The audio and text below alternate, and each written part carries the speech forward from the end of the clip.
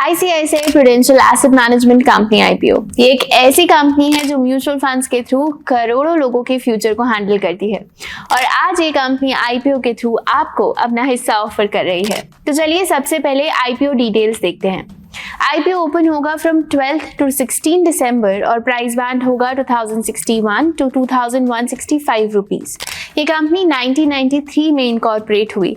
इसका कोर काम है लोगों के पैसों को मैनेज करना through mutual funds, portfolio management services और ऑल्टरनेटिव इन्वेस्टमेंट फंड्स। सिंपल भाषा में समझो तो रिटेल इन्वेस्टर हो या फिर एचएनआई, दोनों का पैसा यही मैनेज होता है। आज ये कंपनी 10,14,760 करोड़ मैनेज करती है। Let that sink in for a moment. Simple भाषा में बोले तो हर 13th रुपी जो म्यूचुअल फंड मार्केट में लगता है वो यहीं से मैनेज होता है। आज ये कंपनी 143 एक्टिव स्कीम्स चलाती है और इंडिया भर में 272 ऑफिसेज के थ्रू काम करती है। डिस्ट्रीब्यूशन इसका सबसे बड़ा स्ट्रेंथ है। अब कंपनी के फाइनेंशियल्स देख लेते हैं। कंपनी का रेवेन्यू एंड प्रॉफिट भी कंसिस्टेंटली बढ़ रहा है। लास्ट ईयर कंपनी ने अपने रेवेन्यू को 32% और प्रॉफिट को 29% से ग्रो किया। इंडस्ट्री ओवरव्यू देखें तो इंडिया में आज म्यूचुअल फंड का penetration as a percent of GDP सिर्फ 20% है, जो कि डेवलप्ड कंट्रीज में हमसे 3x से भी ज्यादा होता है। इसका मतलब फ्यूचर ग्रोथ का रनवे अभी भी काफी लंबा है। अब कंपनी के रिस्क भी समझ लेते हैं। First, market crash. ये बिजनेस स्टॉक मार्केट से जुड़ा हुआ है। मार्केट गिरा तो रेवेन्यू प्रेशर में आ सकता है।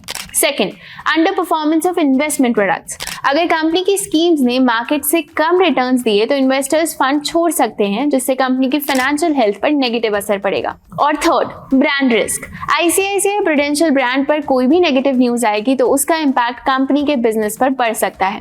वैल्यूएशन देखें तो कंपनी 1,07,000 करोड़ के वैल्यूएशन पर आ रही है और इनका PE 40 टाइम्स होगा, जो कि स्ट्रेच लग रहा है। ध्यान रहे, इस स्पेस में वैल्यूएशन काफी हाई होती है क्योंकि ये बिजनेस एसेट लाइट और कैश रिच होता है।